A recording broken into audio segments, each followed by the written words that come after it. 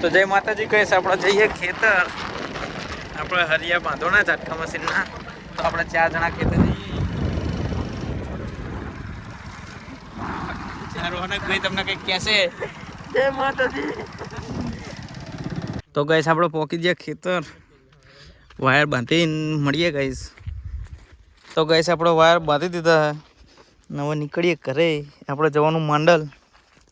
તો મહેમાનને બંને માંડલ જઈશું. તો આ તો બે આ ભોલા ભાઈએ કામ કર્યું, આ કશું કામ કર્યું નહીં. ચણ્યા ખાધા નકરા. તો ગાઈસ આપણે નીકળી ગયા માંડલ જવા માટે. આપણા મહેમાનને બંને જઈએ માંડલ. તો માંડલ જઈને મળીએ ગાઈસ. તો ગાઈસ આપણે પહોંચી ગયા માંડલ અને આપણે પૈસા ઉપાડવાના હે. તો આપણે જઈએ એટીએમમાં. તો આપણે એટીએમમાં આવ્યા અને તો ગાઈસ આપણે પૈસા ઉપાડી લઈએ પછી મળીએ. તો ગાઈસ આપણે ઉપર લીધા 500, વધારે ઉપાડ્યા નહીં. તો ગાઈસ આપણે આવી ગયા નાસ્તો કરવા.